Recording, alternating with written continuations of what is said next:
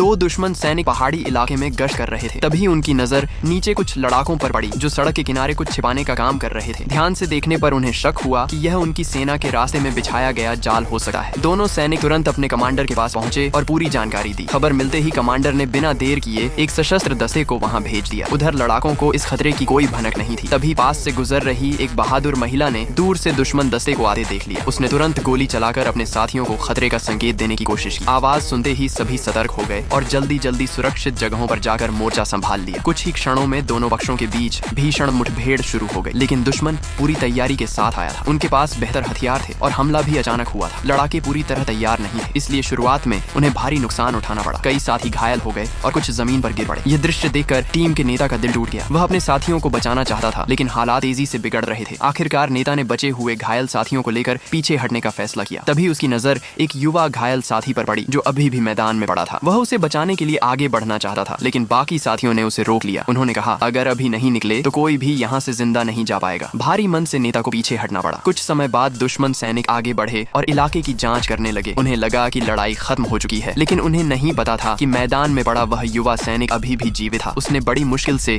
अपनी आंखें खोली और अपने आसपास दुश्मन सैनिकों को देखा। उसी क्षण उसने अपनी बची हुई ताकत जुटाई, हाथ बढ़ाया और उस जाल की अंतिम व्यवस्था को सक्रिय कर दिया जिसे वे पहले तैयार कर रहे थे। अगले ही पल पूरे इलाके में एक जोरदार धमाका गूंज उठा और मैदान का दृश्य हमेशा के लिए बदल गया।